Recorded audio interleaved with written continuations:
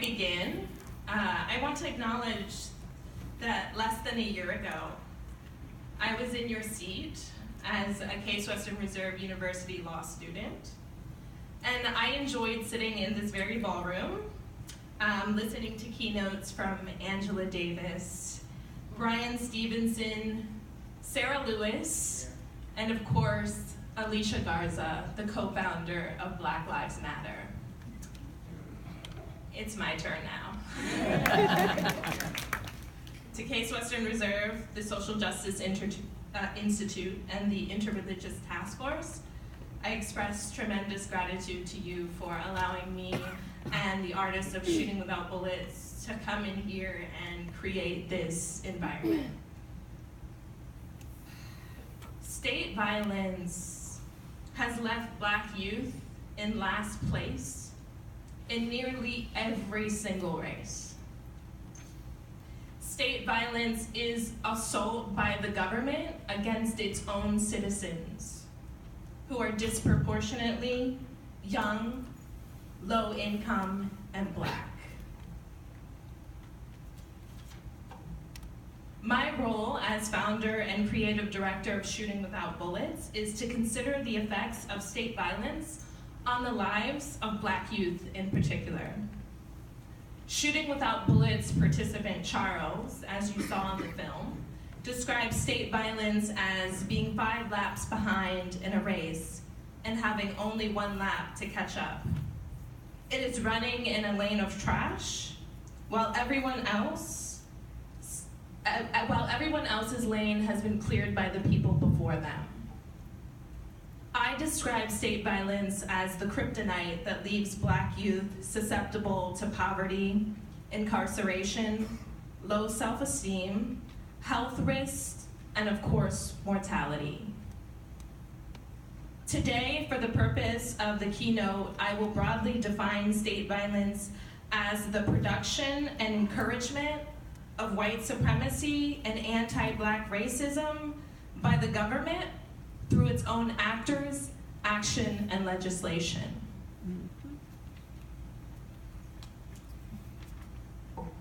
There's always a spark that starts the movement, but no one should die in order to be recognized, said Genesis, Shooting Without Bullets participant.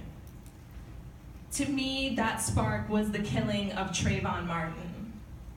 On July 13, 2013, George Zimmerman, a self-appointed neighborhood watch person, was acquitted of all charges for the killing of 17-year-old Trayvon Martin. When Trayvon was attacked and killed by Zimmerman, he was unarmed, wearing a hoodie, carrying only a cell phone, Skittles, and iced tea. Prior to the night of of Zimmerman's acquittal, it seemed like a trial on Trayvon.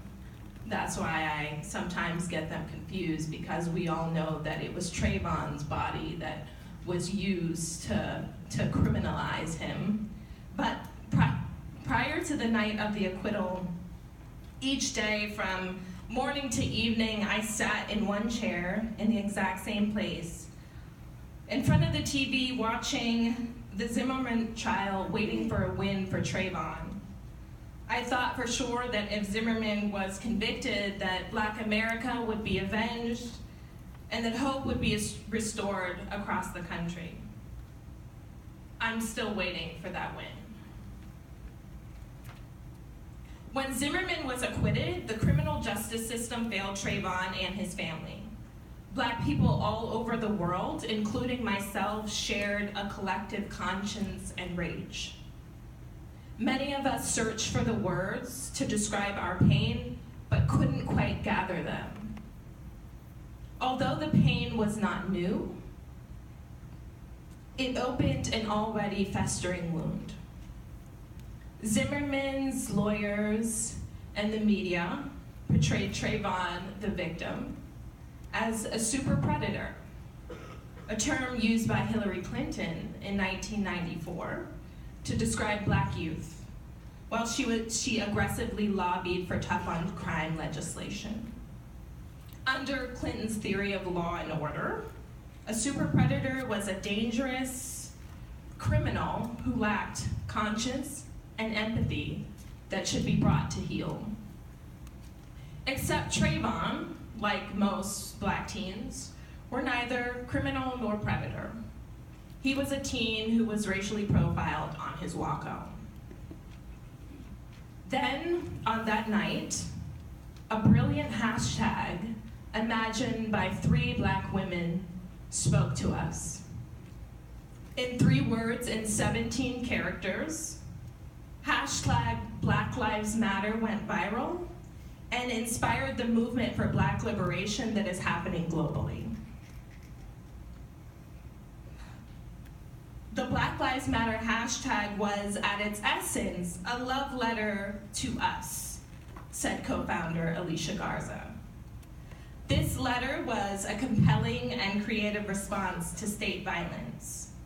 In recent years, it has also become a call to action and intervention in the face of anti-black human rights violations by the state, its actors such as the police, and vigilantes like Zimmerman, acting under the color of the law even as private citizens.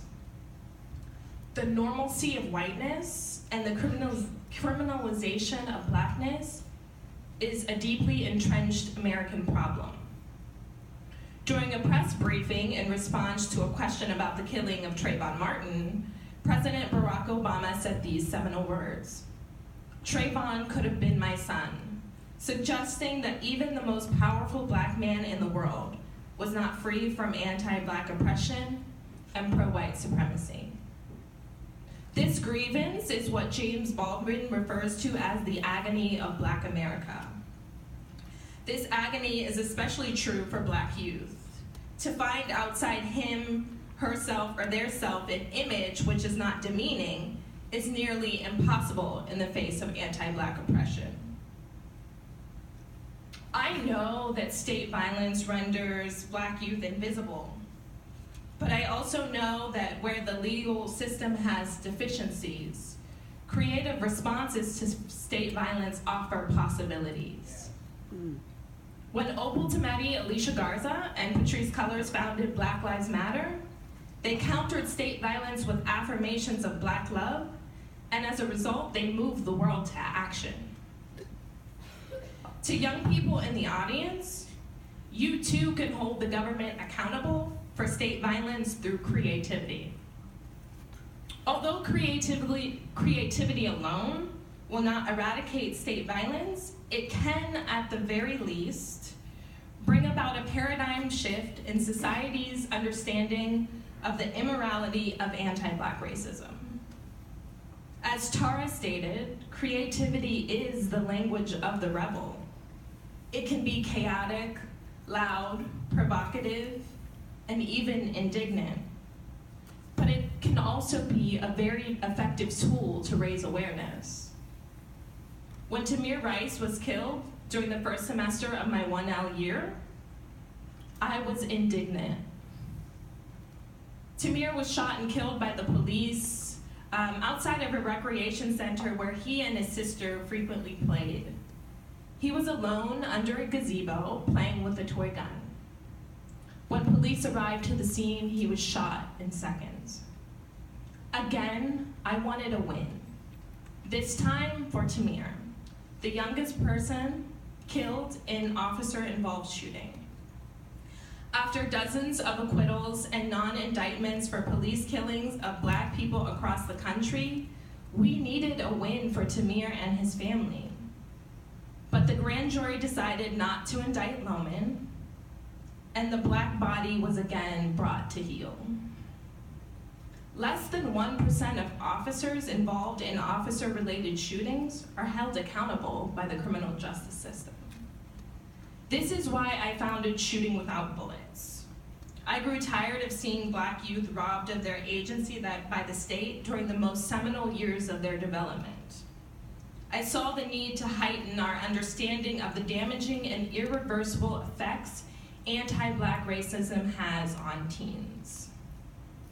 Although the black identity in America is designed to be invisible and elusive, through pop-up exhibitions, talks, and events, we are able to bring visibility to the Black teen subject in a way that is neither demeaning nor whitewashed. Their work speaks to the contemporary Black experience, colored by state violence from both the collective and individual point of view. During the Jim Crow era, photographer Gordon Parks used the camera as a weapon against social wrong. He used the camera to shoot back at poverty and racism. Like Parks, our teens use photography as an arm of consciousness and a tool for creative expression. Y'all still with me? Yeah. This brings me to my final point. Creative responses to state violence have always been vital to Black liberation. And photography has always been a preferred means of activism and self-representation for Black folks. In the 1860s, Sojourner Truth sold her portraits to abolitionists to call attention to the plight of slaves and to raise money for the anti-slavery cause. I bet you guys didn't know that. Above all, she sold her image to show the world her humanity that she was deprived of as a slave. The inscription under Truth's photos was, "I sell the shadow to support the substance." I would like to close with what it means to sell the shadow to support the substance in defiance of state violence. And this is what you should remember today. To openly love oneself and to compel the government to see your humanity, even when it is unfavorable, is not sedition, it's survival.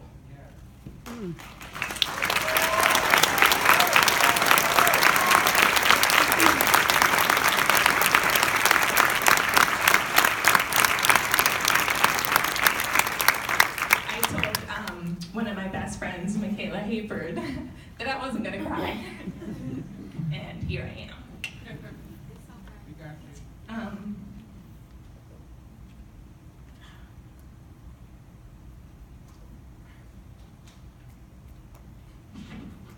Okay.